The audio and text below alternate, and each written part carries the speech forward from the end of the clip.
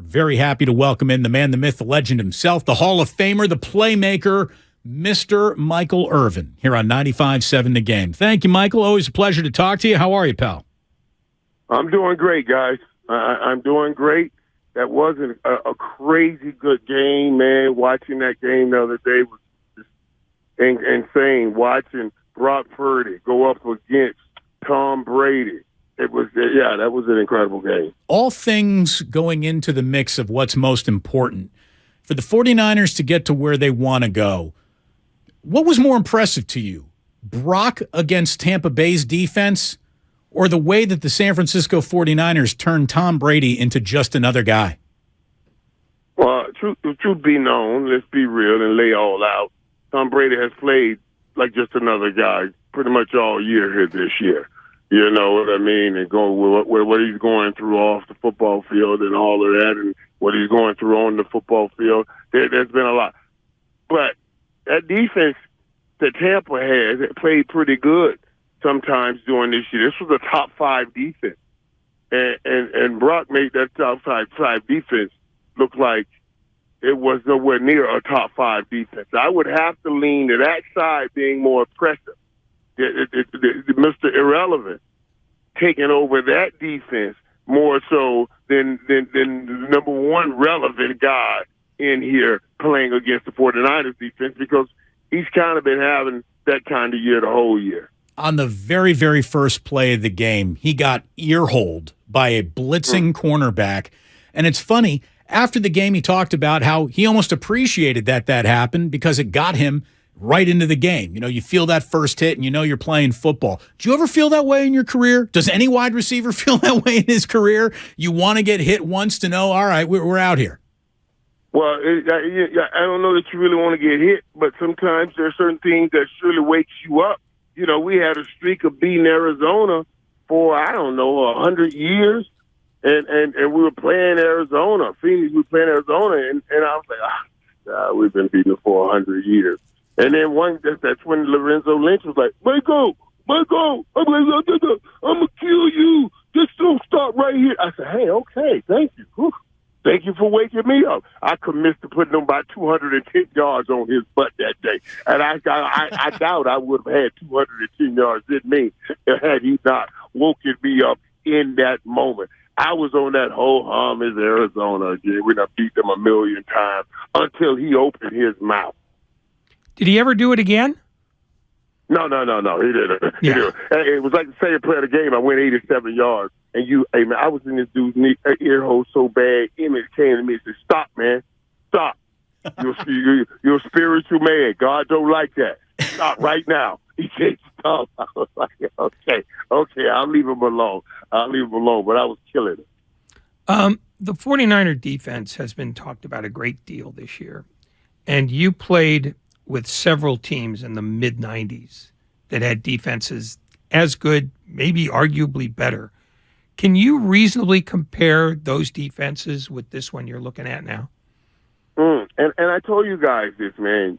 What you're starting to see is this defense put up playing the kind of defense that when we talk about some of the great defenses in the league. And let me tell you what I saw even the other day watching that game. You know, you got the confidence in your guys up front. And you know what you're seeing now? And those interceptions that they got on Tom, you're seeing the ability to float now.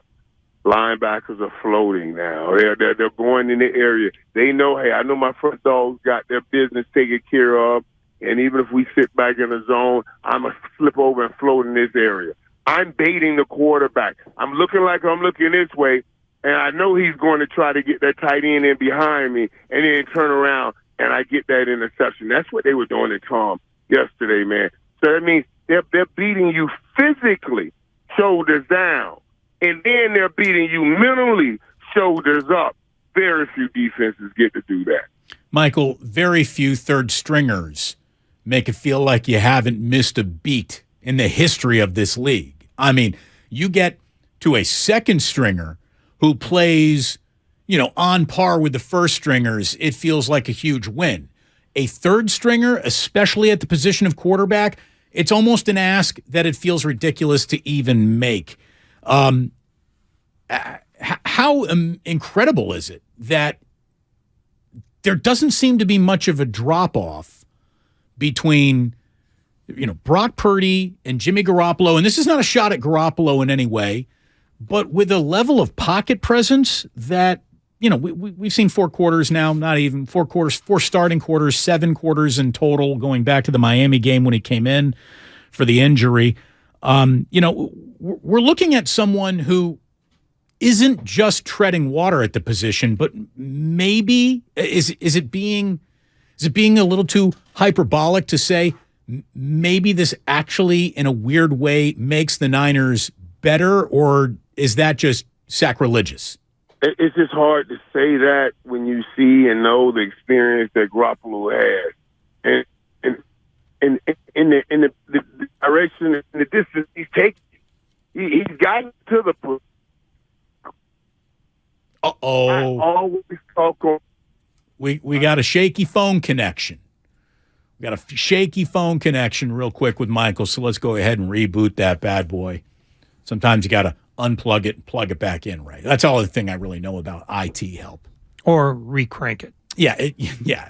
Stick the crank in there. Get the hamster rebooted. Get going. I'm wondering, and I guess we got Michael back.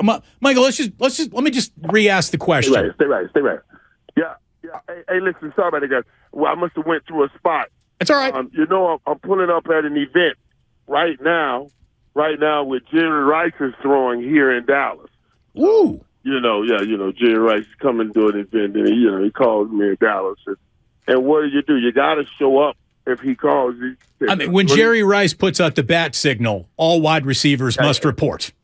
You must report. That's what I tell him. I said, Jerry, I'm here because of you. The pictures you hung in I will definitely show up. I'm landing at this time, and I'll shoot right over, buddy. He said, I appreciate it, so I'll get to spend a time.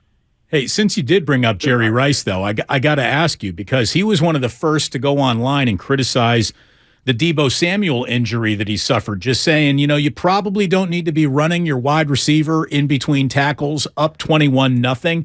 That's not me saying it. That's Jerry Rice saying that. I don't know if you saw that or not. What'd you think of the way that Debo got hurt? Well, somebody asked me about it. And I understand what Jerry's saying, especially up 21 when you say you're up 21 points. But taking Debo off that regiment, telling Debo not to do those things. No, I think it's important to your survival, your ultimate place that you want to go, to have Debo and have Debo playing Debo-like football. You know what I'm saying? That's just Debo-like football. That's the I'm more worried about Debo than I am Purdy. After seeing this, you ask me, is it hyperbolic to say that he gives you more of a chance than Jimmy Garoppolo? Absolutely it is. But it's also okay to ask that question after that one start, because he was that impressive in that one start. And what you're looking at, like most of us recognize things, we say, man, if that is somewhere near the floor, and it has to be, boy, we need to go and check and see what his ceiling is. You see what I'm saying? That's your mind assessing it, and that's the right way to assess it. So, yes, it's hyperbolic to say it, but, man, your mind got to read it this way. The 49ers are on a roll. They went from being a mediocrity to one of the best teams in football in about 6 weeks. Do you believe that there is such a thing as hitting your stride too early, or does that sound like nonsense to you? No, I think there is such a thing. I do think there is such a thing. And that's why I always say it goes beyond, okay, what kind of talent we have. Because even if you hit your stride too early and you want to try to reconnect, it's how close are we as a team? How connected are we as a team? That's what gets us over. Like, I don't think we'll have that issue in Philadelphia. And they've been playing well for so long. Maybe they hit a little low, but I think they'll go because of how close they are, how tight they are. Jalen Hurts and Arthur Brown, A.J. Brown, they're our good friends, all of that. All of that talent, and you're not hearing grumblings about this guy saying I ain't getting enough balls, and this guy said I'm not getting enough balls. those kinds of things tell you how tight a team is. So yeah, you can hit a stride too early. And San Fran, I don't think you can say they're hitting the stride too early. You keep bouncing in and out quarterbacks. I don't know how you can say you hit a stride bouncing in and out quarterbacks, to tell you the truth. Michael Irvin here on 95.7 The Game. Who is doing more to bring out the best in the other? Christian McCaffrey and Kyle Shanahan, or the other way around? Don't fool yourself. Don't fool yourself.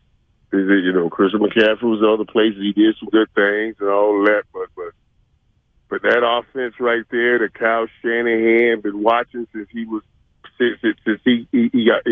born, has always produced great running backs or produced great numbers in running backs. So now you put those two together. Absolutely, Christian McCaffrey is a great skill set and a great talent, but that offense is tailor-made for him. So that it's the commingling of those two that makes it right.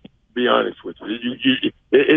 You're like Emmett. I think Emmett in our offense, I don't know that Emmett would have been as effective in any other offense. That offense, low left, low right, was tailored for his skill set. We had Terrence Flagler and all those guys in before he got in with that same offensive line, and we went nowhere until he got there. So yeah, you get that right group, that right back, that right system, in that right line, you do great things, and it all comes together. Let me ask a personal question at this point. If Dallas had lost to Houston yesterday, would you have picked up the phone when we called? Yeah, I would have had to pick up the phone. Now, that it would have been, yeah. And let me ask you all this, too. It would have been hard. I would have had a rough day. You know what I mean? It would have been harder at a rough day. But let me ask you, you see how the Armageddon feeling comes down when Dallas wins by one against the Texans. Now, we didn't get that same Armageddon feeling when Philly won by one against the Colts. I just find that to be interesting. That we laid at. And I heard people today say that, man, I don't know if they can win with that. But dude, that was the number one offense the last 5 weeks. They put up 38 points a game the last 5 weeks. They got a 40 and a 50 burger. So I think Dallas will be all right. That's like that little brother thing. Houston always plays Dallas like that. Back in the days we were winning Super Bowls, that's the one team we did not want to see. I can't tell y'all, I swear to y'all on my kids, I was so happy when Frank Wright brought them Bills back over to Houston. Ain't no way in the world we wanted to see Houston in the Super Bowl. They always played us a certain kind of way, and I didn't want to see it. Well, and it feels like a big question is, can Dak do it? Look, that was a really impressive, 98-yard drive at the end of the game. I saw today Cowboys went out and signed, T.Y. Hilton. Does that mean there will be no, or let's call him Nodell Beckham Jr. in Dallas after all? Did Tyreek? Yeah. I don't think Odell's coming, and I think what we saw was, Odell started talking and he got out there. Looked like he thinks he's going back to New York. But what Jerry wanted to talk about was this year. I'm willing to pay you some extra if you can help me this year. We need to get this done right now. I want to get me another one before God said, hey, come on out of time. It's time to come to eternity. I want me one right here, right now. So I understand that.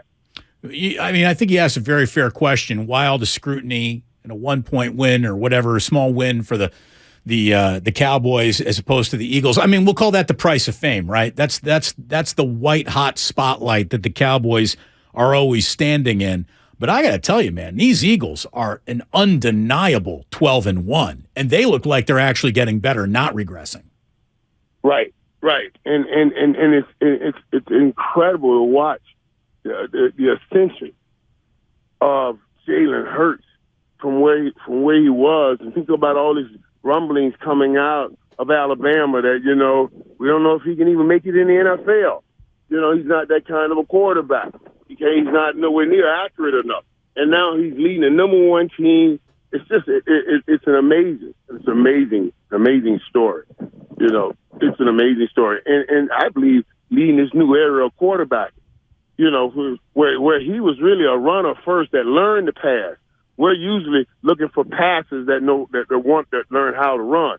But this dude here was really a runner that learned how to pass, and the system fits his game perfectly. Yesterday's results notwithstanding, are you looking at the NFC now as Philadelphia, Dallas, San Francisco in any order? Do you believe that Minnesota is still part of that group, or are you starting to have your doubts? I said I put Minnesota right up under that group, but has an ability to beat anybody in that group because they have the explosion and out wide and Justin Jefferson. That dude, that's just phenomenal. That dude's phenomenal. You say what you will. He is phenomenal. So we're playing one game. We're not playing 3, 4 game series, 7 game series, 5 game series, 7 game series, 3, 5, or 7. So we're playing one game, and in one game, Minnesota can get hot and beat anybody, but they are still up under those 3 teams that I say I have at the top of the NFC.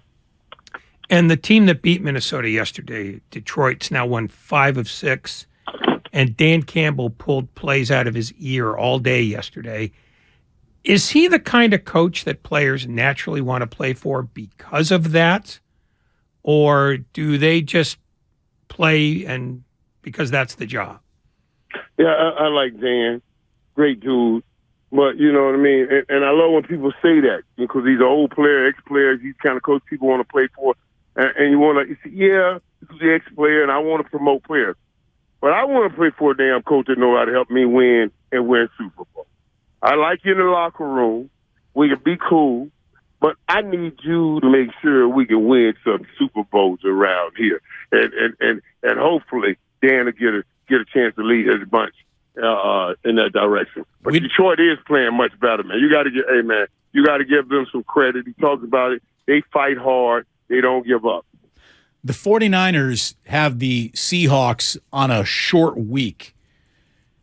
How much of a problem would a short week be for Brock Purdy getting ready to play? You know, the Seahawks, again, it feels like they're backing up a little from early expectations. I mean, the Panthers just beat them in Seattle. But now you got the short week compounding, Brock Purdy and a little oblique strain that he's got going on. No Debo when you get up there by all accounts. So what do you think happens on a short week? If you're Kyle, what are you prioritizing with Brock Purdy? Man, that's a great question. And if it's if it's someone else, then I'm saying, man, you're narrowing the playbook. You're trying to say, hey, here's what we're going to focus on. Let's cut out all the noise and get real good at these things. But I told you I got that old Tom Brady like vibe, and as I was talking with Dan Orlovsky, he's talking about how when he's watching, because I always listen to quarterbacks. I listen to, especially when they're talking about quarterbacks, I'll call, say, what'd you see? He said, man, I see his kid going through all his reads and stuff like that. Now, that tells me something. You can see him going through his reads. That means he understands the game, shoulders up. The game didn't seem like it shrunk at all last week. So why would I start to shrink it now? If I'm Cal, I'm just going to add on to what we were doing. You know what I mean? You don't limit the kid. What did I talk about earlier? We're trying to say, wow, I would imagine he was somewhere near his floor in that game. Now we got to go and try to find his ceiling. And that doesn't require us limiting him. We still want to do what we did the other day and give him as much protection as we can, playing great defense and run the football. But I think the game is open up to him. We are talking to a Hall of Fame wide receiver who's on his way to an event with the Hall of Fame wide receiver that is Jerry Rice. But, Michael, I want to wrap up with this because not that football's ever about you beat one guy, you beat a team. But to me, if the 49ers can slow down DK Metcalf, if they can just keep him honest all day and he doesn't go off on him, I think that's a big, big way to go on and beat the Seahawks on a short week. I just saw that with 31 more receiving yards, DK Metcalf's going to become the 5th player since the merger with 900 receiving yards and 5 or more touchdowns in each of his first 4 seasons. The other guys to have done that are Randy Moss, A.J. Green, Michael Thomas, and Joey Galloway. That's pretty good company. What do you think of DK Metcalf as a player? I think he's a physical beast. He's a physical beast, and he's learning to play the game better and better every year also. And I'm talking about transitioning. But they've helped him, and they're smart on the way they play him by not asking him to run direct transition routes, in, out with comebacks.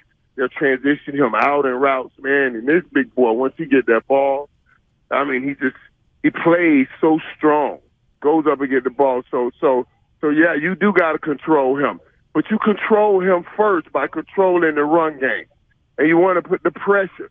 You want to put the pressure on Geno to carry the whole game, and then try to take DK Metcalf out and make him go to other people to win games. That's how you beat Seattle. What do you think is next for Tom Brady? If he called you and said, what should I do next, Michael? What would you advise? I'm not the man. I'm not the man to give him any advice. I'm just going to be straight with you. I don't know. You know, I mean, your wife, oh, you lost your friend. Oh, yeah. Boy, listen. I ain't qualified. You got to know where you ain't qualified, because they ain't that good. I mean, I'd have been over there throwing karate chops at the jiu-jitsu dude. You see what I'm saying? Yeah. Hey, man, I hope Tom, when we talk to football, I hope Tom continue to play and continue to bless us, you know, and continue to enjoy the game. I know he loves the game, so I hope we still get some more of them. I don't know if it'll be in Tampa, because that thing looks like it has run its course totally. You see what I'm saying? But I don't know why go home now and sit in that house. And I'm just being real, guys, by yourself when you still got some football left in you and you can still be around the guys and in the locker room. I say Tom still plays football. Michael Irvin, you are the man. Tell Jerry we said hello. Give him our best tonight, and thank you as always. I will do, buddy. Thank you. Thank you so very much. Michael Irvin here on 95.7 The Game.